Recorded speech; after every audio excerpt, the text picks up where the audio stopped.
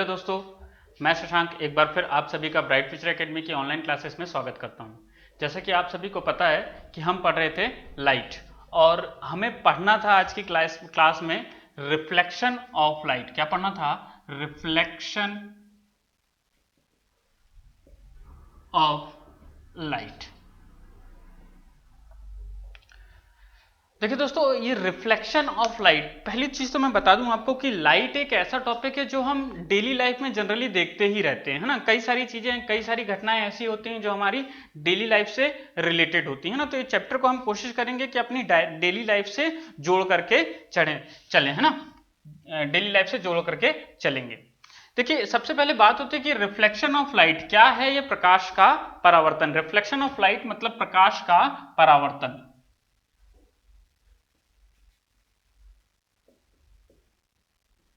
प्रकाश का परावर्तन। अब ये जो रिफ्लेक्शन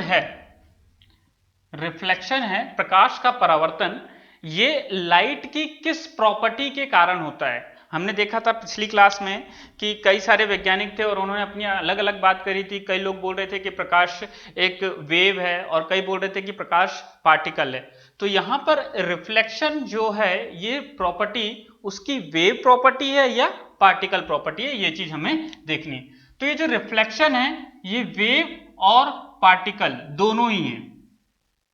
ये वेव भी है और पार्टिकल भी है। रिफ्लेक्शन ऑफ लाइट, प्रकाश का जो परावर्तन है, वो प्रकाश की दोनों ही प्रॉपर्टी में आता है या दोनों ही प्रॉपर्टी का वो है। वेव तरंग। आपने देखा होगा जब समुद्र के किनारे लहरें चलती हैं तो लहरें जो वेव हैं, ये समुद्र के तट से टकराती हैं और वापस उसी मीडियम में लौट जाती हैं। मतलब पानी में जो तरंगें चल रही थी वो किसी सरफेस से या तट से टकराकर वापस पानी में ही लौट जाती है ना। और आपने देखा होगा, अगर मैं बात करूं पार्टिकल में ये कैसे होता है रिफ्लेक्शन ऑफ लाइट, तो पार्टिकल में रिफ्लेक्शन ऑफ लाइट होता है, जनरली आपने देखा होगा जब आप किसी बॉल को लेते हैं, बॉल को जमीन में पटकते हैं तो बॉल वापस, आपने एयर से जमीन पर स्ट्राइक किया और बॉल वापस से एयर में आती है। मतलब रिफ्लेक्शन ऑफ लाइट, प्रकाश का परावर्तन, लाइट की वह प्रॉपर्टी है जिसमें कोई भी लाइट किसी मीडियम से टकराकर या किसी सतह से टकराकर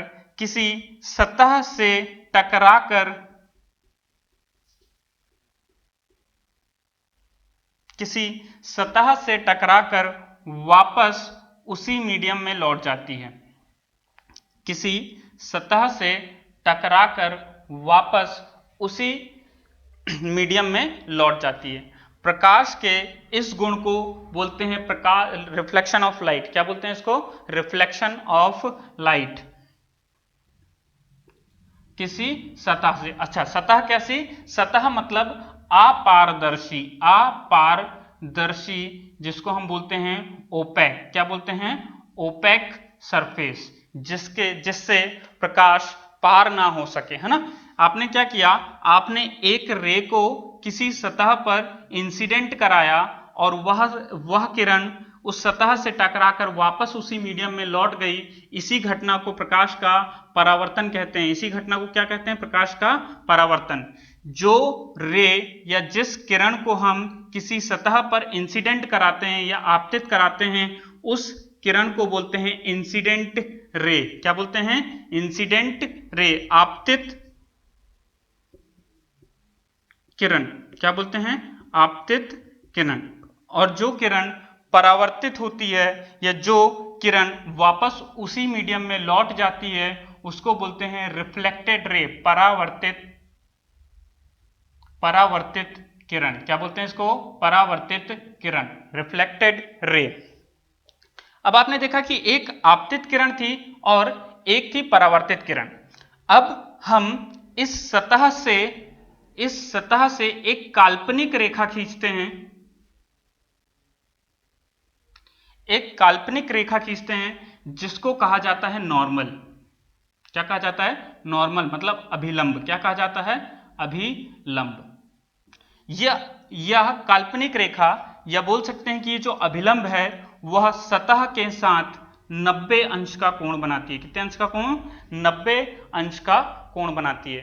तो एक अभिलंब खींचा जो सतह के साथ कितने अंश का कोण बना रही है? अभिलंब जो है सतह के साथ 90 अंश का कोण बनाती है। जल्दी देखिए, अब यहां पर हम बात समझते हैं कि ये जो इंसिडेंट रे किसी सतह पर टकरा रही थी, है ना, ये जो इंसिडेंट रे थी किसी सतह से टकरा रही थी, तो हमने क्या किया, ये इंसिडेंट रे मतलब आपतित किरण से आई को उठाया और इस एंगल को बोल दिया इंसिडेंट एंगल या एंगल ऑफ इंसिडेंट, आपतन कोण। क्या बोल दिया?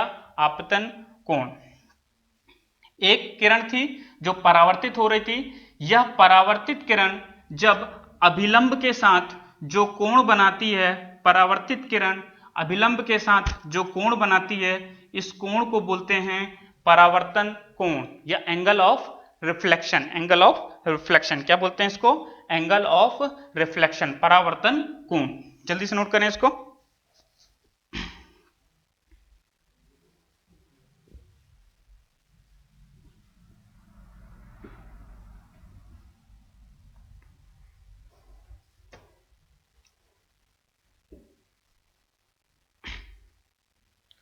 इसमें कुछ टर्म्स लिख दे रहा हूं मैं, है ना। ये एंगल आई जो है इसको हम बोले एंगल ऑफ इंसिडेंट। क्या बोलेंगे? Angle of incident. Angle R जो है इसको हम बोलेंगे एंगल ऑफ रिफ्लेक्शन। क्या बोलेंगे इसको? Angle of reflection. एंगल आई और एंगल आर, ठीक है, एंगल आई और एंगल आर। जल्दी से एक बार और समझते हैं हम। रिफ्लेक्शन ऑफ लाइट, प्रकाश का परावर्तन। तो प्रकाश का परावर्तन, प्रकाश का वह गुण है जब कोई किरण किसी सतह से, जब कोई किरण किसी सतह से, या फिर ऐसा बोलें कि जब कोई किरण किसी अपारदर्शी या ओपेक सतह से टकराकर वापस उसी मीडियम में लौट जाती है, वापस उसी मीडियम में लौट जाती है, तो इसको हम बोलते हैं प्रकाश का परावर्तन। क्या बोलते हैं? प्रकाश का परावर्तन। यहां पर आपने देखा एंगल आई और एंगल आर, ठीक है। आई आर क्या होता है? आपतित किरण।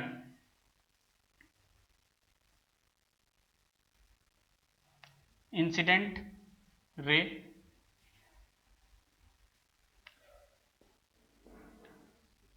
Reflected ray. चलिए जल्दी से नोट करें, इसके बाद देखते हैं हम लॉ ऑफ रिफ्लेक्शन। चलिए अब इसमें पढ़ना है लॉ ऑफ रिफ्लेक्शन।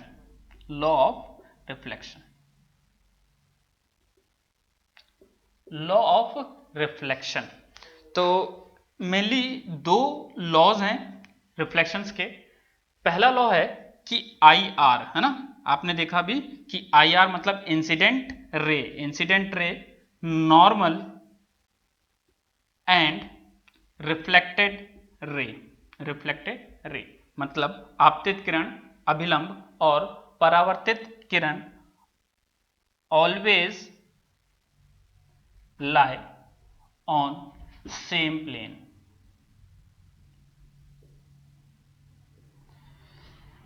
आपतित किरण, अभिलंब और परावर्तित किरण हमेशा एक ही समतल पर होंगे। दूसरा नियम होता है, दूसरा नियम क्या होता है कि एंगल आई अभी आपने देखा कि angle of incident, angle I is always equal to angle R. Angle R मतलब incident angle is always to the reflected angle, है ना। ये दो मोस्ट इंपॉर्टेंट लॉस हैं किसके? रिफ्लेक्शन के। लॉ ऑफ रिफ्लेक्शन के दोनों इंपॉर्टेंट लॉस कौन कौन से हैं? पहला है इंसिडेंट रे, नॉर्मल और reflected ray always lie on same plane मतलब एक ही समतल पर होंगे। दूसरा नियम क्या बोलता है? आपतन कोण हमेशा परावर्तन कोण के बराबर होगा। आपतन कोण हमेशा परावर्तन कोण के बराबर होगा। जल्दी से इसको नोट कीजिए, फिर हम देखते हैं इसमें एक छोटा सा और केस देखते हैं कि क्या हो सकता है इसमें।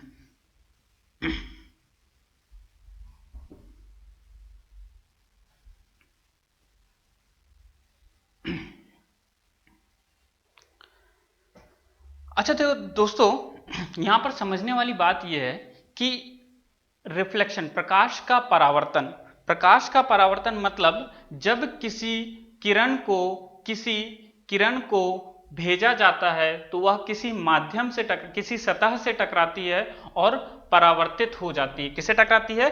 किसी सतह से, है ना, किसे टकराती है? वो किसी सतह से टकराती है। तो मुझे ये जानना है, क्या क्या हमेशा ये जो सतह है वो आपको स्मूथ सरफेस ही मिलेगा?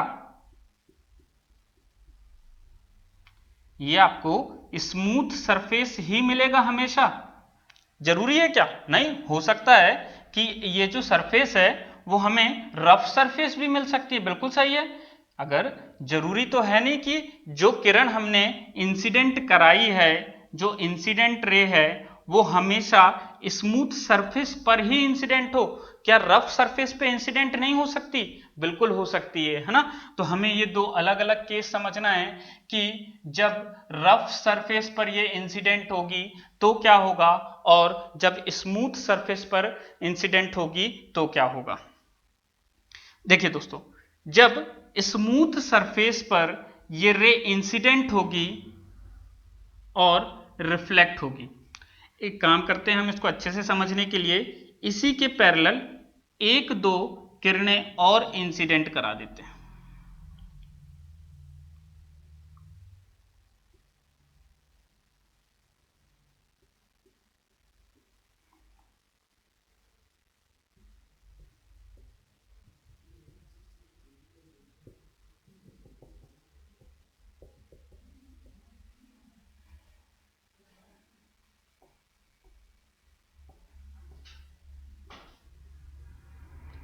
अब हमने ये देखा कि जब हमने तीन रेस को पैरेलल इंसिडेंट कराया, जब तीनों रेस को incident ray 1, incident ray 2, incident ray 3, तीनों को जब हमने समानांतर या पैरेलल इंसिडेंट कराया तो ये रिफ्लेक्टेड होकर भी एक दूसरे के पैरेलल ही दिखाई दे रही हैं। रिफ्लेक्टेड होकर भी ये एक दूसरे के पैरेलल ही दिखाई दे रही हैं। परंतु जब हम इस किरण को रफ सरफेस पर इंसिडेंट कराते हैं,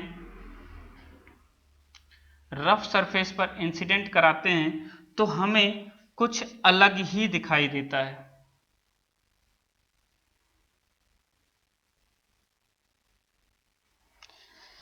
देखिए, परावर्तन जो होता है वो angle I is equal to angle R. तो ये एंगल आई और एंगल हम नापते हैं किससे? हम नापते हैं अभिलंब से। तो हम इस सतह पर जब रफ सरफेस हो या कुछ थोड़ा सा बैंड सरफेस हो तो हम उस छोटी सी सतह को समतल मान लेते हैं। उस छोटी सी सतह को समतल मान करके जब इसका अभिलंब बनाएंगे तो angle I is equal to angle R, ये उसकी रिफ्लेक्टेड रे होगी। इसको जब हम समतल मानेंगे और इसका अभिलंब ड्रॉ करेंगे तो इसका अभिलंब आपको मिलेगा कुछ ऐसा। और जब हम इस सतह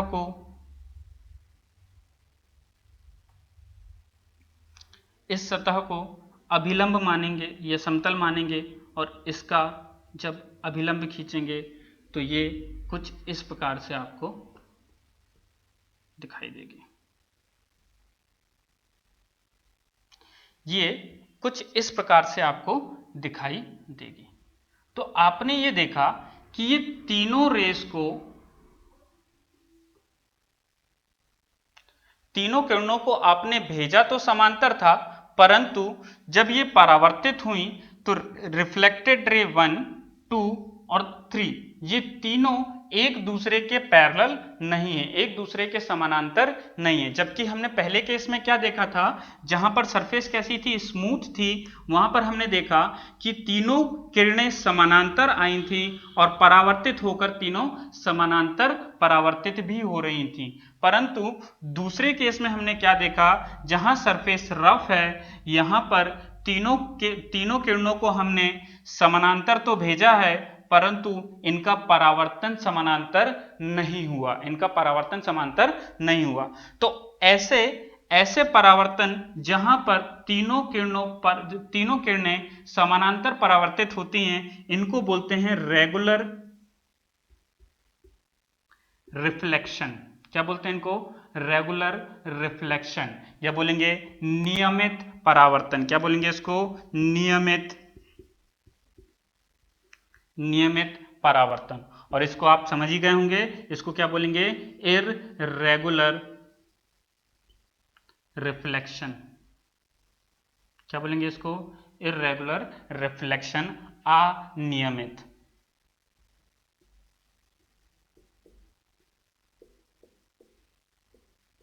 अनियमित परावर्तन। इसको हम एक दूसरे नाम से भी जानते हैं, रेगुलर रिफ्लेक्शन को बोलते हैं स्पेकुलर। क्या बोलते हैं इसको? Specular reflection.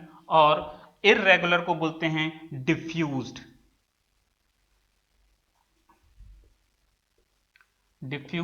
रिफ्लेक्शन। क्या बोलते हैं इसको? Diffused reflection. अच्छा, बात ये करते हैं कि भाई दो अलग अलग सरफेस थी, एक स्मूथ सरफेस थी और एक रफ सरफेस थी, है ना? एक स्मूथ सरफेस थी और एक रफ सरफेस थी। तो हमने देखा दोनों में जो परावर्तन हुआ थोड़ा सा अलग अलग हुआ। पहले में क्या हुआ कि तीनों परावर्तित किरण समांतर थी, और रफ सरफेस में क्या हो रहा है? तीनों परावर्तित किरणें समानांतर नहीं। तो इन दोनों परावर्तन में बेसिकली डिफरेंस क्या है जो हमें दिखाई देता है ना? तो इन तीनों में जो बेसिकली डिफरेंस है वो ये है कि स्मूथ सरफेस पर जो भी रिफ्लेक्शन होगा उससे इमेज फॉर्म होगी, इससे इमेज दिखाई देगी। और जो रफ सरफेस से परावर्तन होगा इससे इमेज नहीं दिखाई देगी, इससे इमेज दिखाई देगी। स्मूथ सरफेस से आपको इमेज दिखाई देगी और रफ सरफेस से आपको इमेज दिखाई नहीं देगी। जल्दी से नोट करें इसको, फिर हम क्लास को आगे लेकर चलते हैं। दोस्तों, अभी तक आप लोगों ने देखा कि जो परावर्तन था वो स्मूथ सरफेस में भी हो रहा था और रफ सरफेस में भी हो रहा था। तो एक नोट पॉइंट लिखेंगे कि प्रकाश का परावर्तन सभी प्रकार की सतह ब्रैकेट में करके लिखें कि स्मूथ सरफेस और रफ सरफेस, और सभी प्रकार के दर्पण ब्रैकेट में करके लिखें समतल दर्पण, अवतल दर्पण और उत्तल दर्पण में हो सकता है ना? तो लिखेंगे यहां पर इंग्लिश वाले जितने भी हैं इंग्लिश में लिख लीजिए कि law of reflection is follow in all types of surface and all types of mirror। चलिए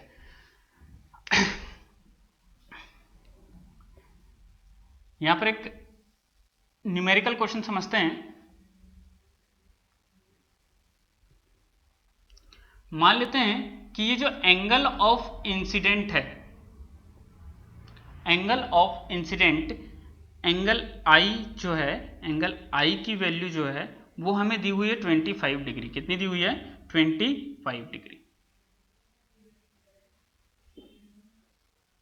ठीक है, एंगल ऑफ इंसिडेंट हमें दिया हुआ है 25 डिग्री। तो हमें ये बताना है कि angle between incident ray to reflected ray, मतलब ये एंगल हमें बताना है, ये पूरा एंगल आपको बताना है। तो हमने अभी हमने देखा कि angle I is equal to R, मतलब अगर ये 25 डिग्री है तो ये भी कितना होगा? 25 डिग्री। अगर ये I है तो ये भी I होगा 25 डिग्री, और ये भी कितना होगा? 25। तो अगर हमें टोटल निकालना हुआ या टोटल एंगल की बात हो तो 25 और 25 कितना हो जाएगा? 50 डिग्री। तो angle between IR to reflected ray, incident ray to reflected ray is 50 degree, 50 degree का कोण बनेगा, है ना? अच्छा, एक क्वेश्चन और लिखेंगे और इसको आपको कमेंट करके आंसर देना है इसका, है ना? ठीक है, एक क्वेश्चन लिखिए कि लिखिए क्वेश्चन, यदि incident ray makes an angle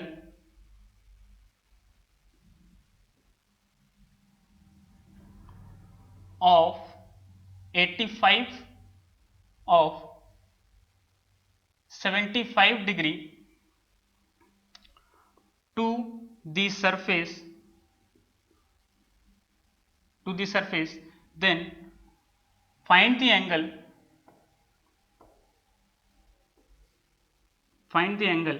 between incident ray to reflected ray. आपको इस क्वेश्चन का आंसर कमेंट बॉक्स में कमेंट करना है। इंसिडेंट रे यदि आपतित किरण किसी सरफेस के साथ 75 अंश का कोण बनाती है तो इंसिडेंट रे आपतित किरण और परावर्तित किरण के बीच कितने अंश का कोण बनेगा। ये क्वेश्चन आपको सॉल्व करके कमेंट बॉक्स में कमेंट करना है ना। जल्दी से नोट करें और इसके बाद क्लास को आगे लेकर चलते हैं।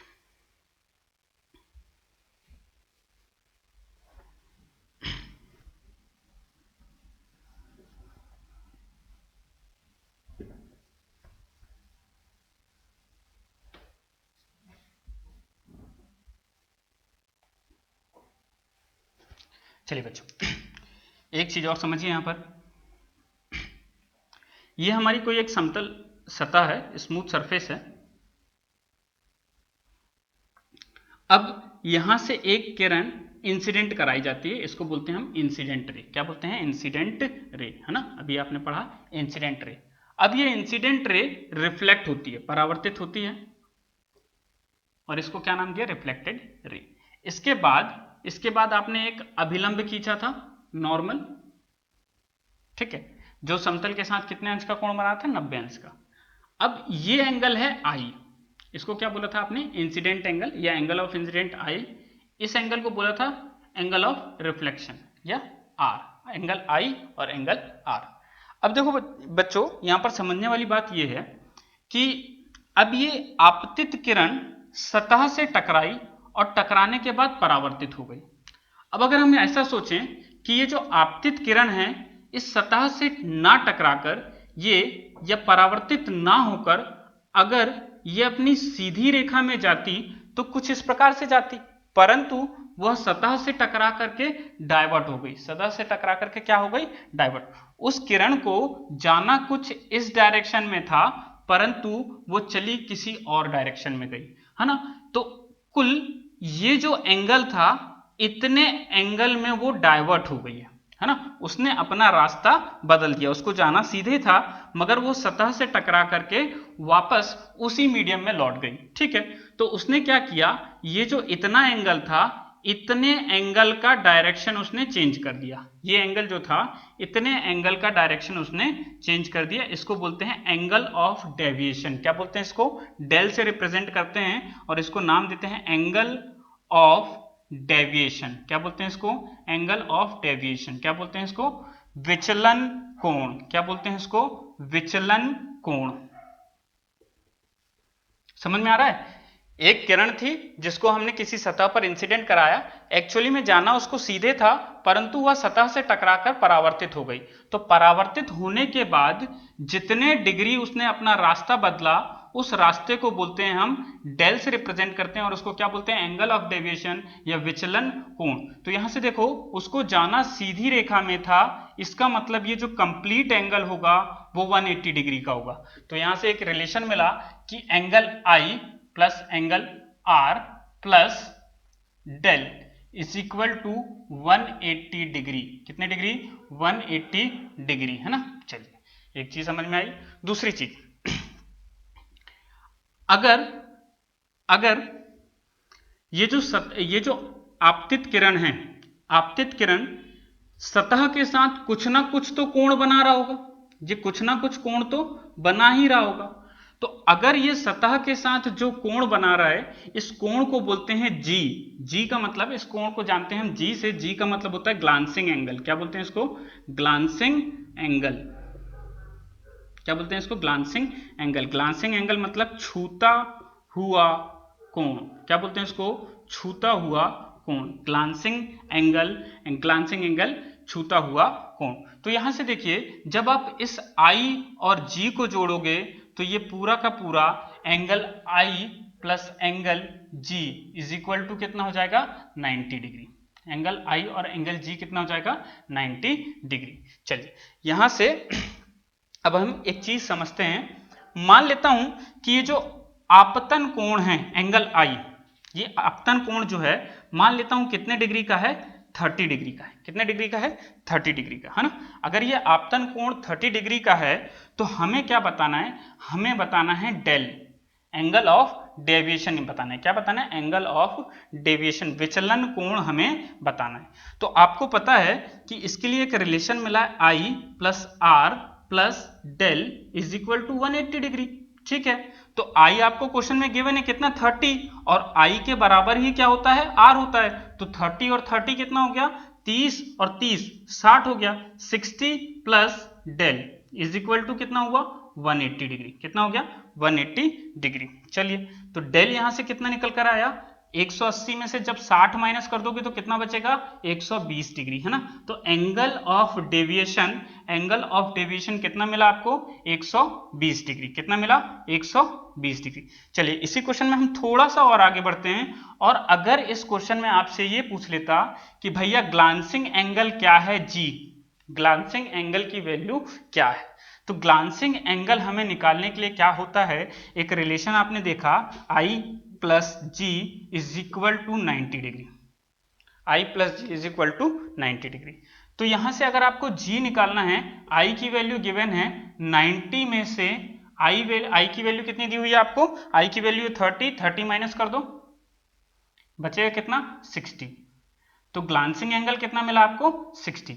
अच्छा यहां से एक बात समझ में आ रही है कि एंगल ऑफ डेविएशन 120 और ग्लांसिंग एंगल इसका आधा कितना 60। तो एक रिलेशन और मिला, angle of deviation is twice of angle G, glancing angle का दोगुना होता है। Angle of deviation is twice of angle G। ये तीन रिलेशन बहुत ही इंपॉर्टेंट हैं, जल्दी से नोट कर लीजिए इसको। चलिए बच्चों यहां पर एक छोटी सी चीज और समझनी है अपन को।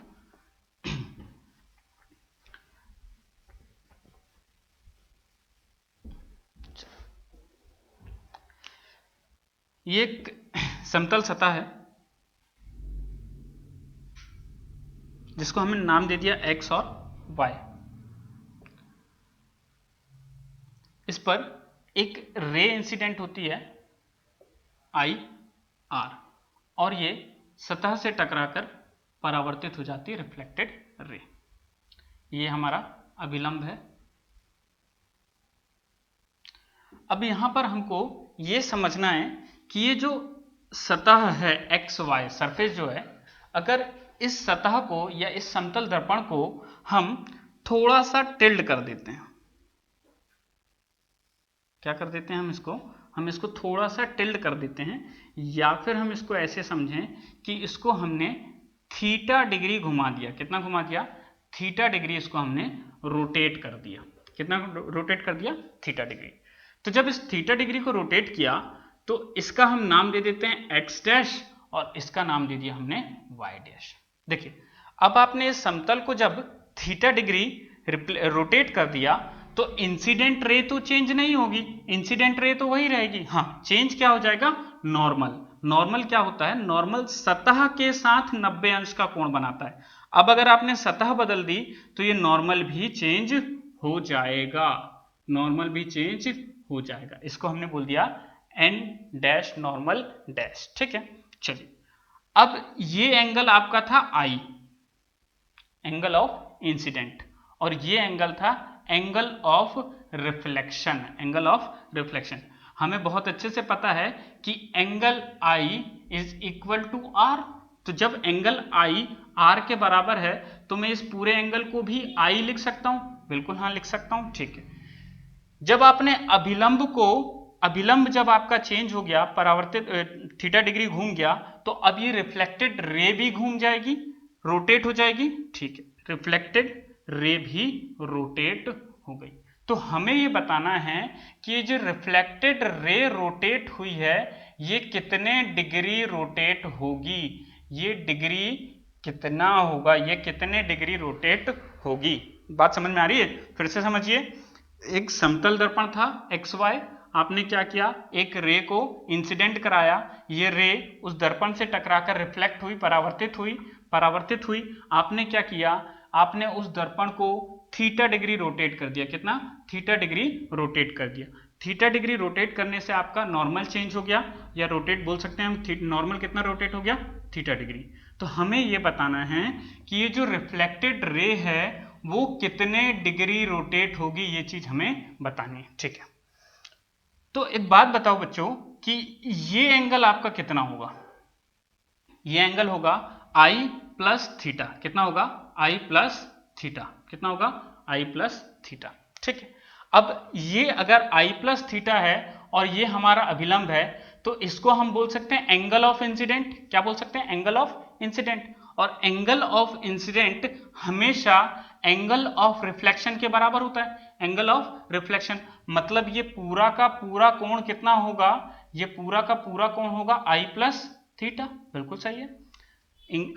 Angle of incident is always equal to the angle of reflection, परावर्तन के बराबर। मगर हमें ये पूरा कोण नहीं चाहिए, हमें ये पूरा कोण नहीं चाहिए, हमें तो केवल इतना कोण चाहिए था कि ये परावर्तित किरण जो है वो कितने डिग्री रोटेट हो रही है, वो कितने डिग्री रोटेट हो रही है। तो इस पूरे में से अगर हम ये जो इतना एंगल है इस एंगल को माइनस कर दें, इस एंगल को माइनस कर दें तो हमें ये एंगल मिल जाएगा। बिल्कुल सही है। तो देखिए ये एंगल आपको कैसे पता चलेगा? ये एंगल हमें पता चलेगा कि इस पूरे आई में से, इस पूरे आई में से अगर मैं इतना थीटा डिग्री माइनस कर दूं, इस थीटा डिग्री को माइनस कर दें तो हमें पता चल जाएगा। मतलब ये जो एंगल हुआ, ये एंगल हुआ आई माइनस थीटा। ये जो एंगल हुआ, ये एंगल कितना हुआ? आई माइनस थीटा। अब इस पूरे में से, इस पूरे कोण में से अगर ये वाला कोण माइनस कर दिया जाए, मतलब आई प्लस थीटा में से यदि हम आई माइनस थीटा को माइनस कर दें तो क्या बचेगा हमारे पास? I plus theta minus minus minus plus theta. तो माइनस आई और माइनस आई कैंसल, थीटा और थीटा कितना हो गया? 2 थीटा। तो आपने क्या देखा कि ये एंगल कितना आया? 2 थीटा। कितने डिग्री आया? 2 थीटा। तो यहां से क्या चीज समझ में आई कि जब आप दर्पण को थीटा डिग्री रोटेट करते हैं, जब हम मिरर को थीटा डिग्री रोटेट करते हैं,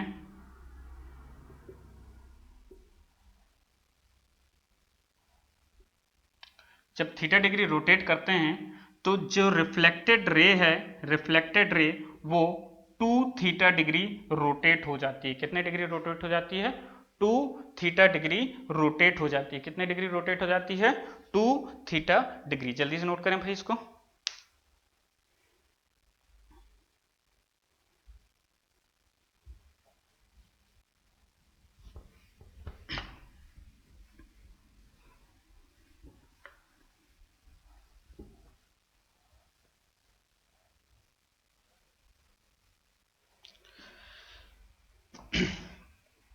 चलिए भाई, ये था आपका रिफ्लेक्शन ऑफ लाइट। क्या था ये आपका? Reflection of light. अब इसके कुछ जनरल क्वेश्चन देखते हैं कि जनरल क्वेश्चन एग्जाम में कैसे आते हैं।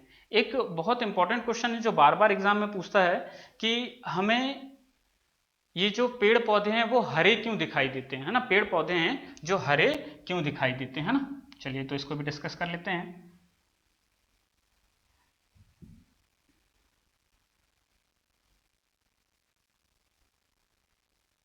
ये पेड़ पौधे जो हैं हमें हरे क्यों दिखाई देते हैं। ठीक है, तो हमने देखा कि दिखाई देने का कारण क्या है, कॉन्सेप्ट क्या है। एक व्यक्ति है, यहाँ पर एक व्यक्ति खड़ा है और ये जो सूर्य से आने वाला प्रकाश है, जो सनलाइट है, ये प्रकाश लाइट जो है वो पेड़ से टकराता है और जब ये पेड़ से टकराकर या रिफ्लेक्ट होकर के हमारी आंखों तक आता है तो ही हमें कोई वस्तु दिखाई देती है, तो ही हमें कोई वस्तु दिखाई देती है। दिखाई देने का मेन कारण क्या है? दिखाई देने का कारण यह है कि सूर्य से आने वाला जो प्रकाश है किसी ऑब्जेक्ट से टकराकर, सूर्य से आने वाला जो प्रकाश है किसी ऑब्जेक्ट से टकराकर हमारी आंखों तक पहुंचता है, तो ही हमें कोई वस्तु दिखाई देती है। तो बात ये होती है कि सर ये पेड़ जो है हमें हरे क्यों दिखाई देते हैं? तो पेड़ के हरे दिखाई देने का कारण ये है कि जब सूर्य से आने वाला प्रकाश, जो हमने पहली क्लास में पढ़ा है कि 7 रंगों से मिला होता है, 7 रंगों से मिला होता है। कितने रंगों से? 7 रंगों से मिला होता है। ये जो सूर्य से आने वाला प्रकाश है वो हम जब पेड़ से टकराता है तो पेड़ उस सातों रंगों को अब्जॉर्ब करता है, सातों रंगों को अब्जॉर्ब करता है और केवल ग्रीन लाइट को ही रिफ्लेक्ट करता है। क्या करता है? रिफ्लेक्ट करता है। केवल ग्रीन लाइट को ही रिफ्लेक्ट करता है। ये जो ग्रीन लाइट है वो हमारे आंखों तक पहुंचती है। इस कारण से ये पेड़ जो हैं वो हमें ग्रीन दिखाई देते हैं, हरे दिखाई देते हैं, है ना। तो ये बात समझ में आई कि पेड़ हरे क्यों दिखाई देते हैं। तो पेड़ हमें हरे इसलिए दिखाई देते हैं कि सूर्य से आने वाला जो प्रकाश है वो 7 रंगों से मिला होता है और पेड़ जो है उन 7 रंगों में से केवल हरे प्रकाश को ही परावर्तित करता है, जो हमारी आंखों तक पहुंचता है। इस कारण से हमें पेड़ पौधे हरे दिखाई देते हैं। अब बात ये होती है कि सर अगर ऐसी बात है तो काला रंग क्यों दिखाई देता है? काला रंग क्यों दिखाई देता है? तो जो सूर्य से आने वाला प्रकाश है जब किसी ऑब्जेक्ट पर पड़ता है और वह ऑब्जेक्ट उस सारे प्रकाश को एब्जॉर्ब कर ले तो हमें कोई भी ऑब्जेक्ट काला दिखाई देगा। क्यों? क्योंकि सातों रंग उसने ऑब्जॉर्ब कर लिया है और किसी भी रंग का परावर्तन नहीं हुआ और वो हमारी आंखों तक नहीं पहुंचा। इस कारण से कोई भी चीज हमें काली दिखाई देती है। सफेद दिखाई देने का कारण क्या है? यदि सूर्य से आने वाला प्रकाश या सारा का सारा प्रकाश परावर्तित होकर हमारी आंखों तक पहुंच जाता है तो उससे हमें किसी भी वस्तु को सफेद दिखाई देती है। कोई भी वस्तु क्या हो? सफेद दिखाई देती है। चलिए, ये रहा आपका परावर्तन या फिर बोल सकते हैं प्रकाश का परावर्तन, है ना। प्रकाश का परावर्तन। इसके बाद हम पढ़ेंगे प्रकाश का अपवर्तन।